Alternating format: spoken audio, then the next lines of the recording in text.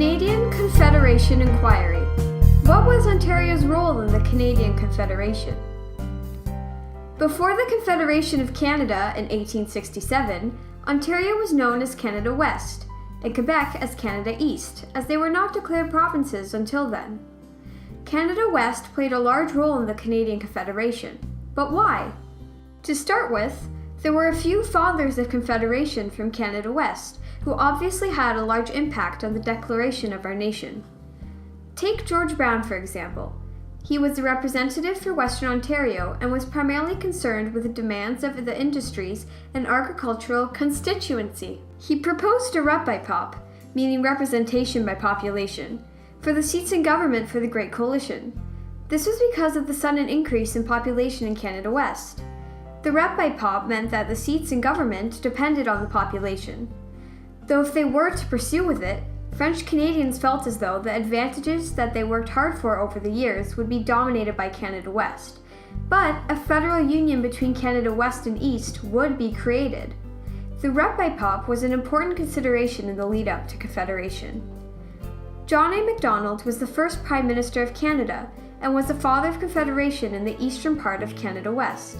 He was in favor of the Confederation and was the one who decided that a political alliance with George Brown would put a stop to the deadlock that limited Canada West and East from making any political progress.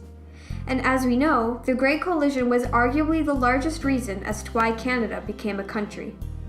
Ontario, or Canada West, was at somewhat of a disconnect with Canada East.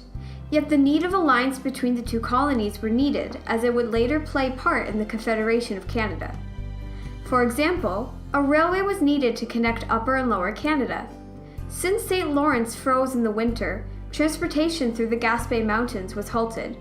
This made the trading and delivering of goods between the two Canadas nearly impossible.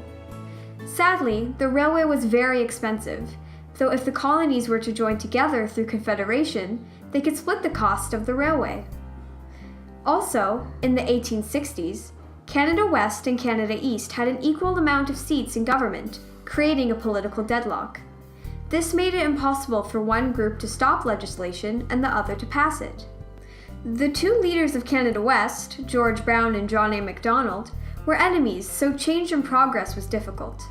Yet in 1864, George Brown decided that he would work with his political enemies, which then led to the Great Coalition government. This was the main reason for the Confederation of Canada. Finally, there was a need for expansion into Canada West. Canada East and Canada West were searching for new land to settle on, yet they needed to find the land quickly as the threat of American expansion was looming. This was one of the more smaller reasons for the development of Canada. Now, what were Ontario's views on the Confederation? Canada West clearly had a massive impact, but what were the people's political beliefs? Well, majority of the members of Parliament for Canada West voted in favor of the Quebec Conference proposals, 55 to 88 to be exact.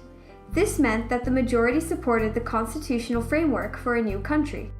This is probably why Ontario was one of the first provinces to join the Confederation in 1867, along with Quebec, Nova Scotia, and New Brunswick. When the province of Ontario was created, it was given the name Ontario as it was Iroquois for vast body of water. Yet though it seems as though Ontario fully supported the Confederation, there were of course those who opposed it. Some conservatives in Canada West wanted the Confederation to be decided on by the people, like the Parti Rouge in Canada East, along with the support of some politicians from New Brunswick. This was because they felt as though the Confederation would be the equivalent to handing over Canada West to the Clear Grit Party. The Clear Grits were Upper Canadian reformers who eventually followed George Brown and merged with the Liberal Party of Canada. There were some newspapers which supported this as well, such as the conservative Hamilton Spectator and the Reform Hamilton Times, also the Toronto Leader as well. So the province that we now know as Ontario was actually a dominating colony and factor in the Confederation of Canada. This July, Ontario would have been a province in Canada for 150 years, and we are proudly anticipating for many more years to come. Thank you.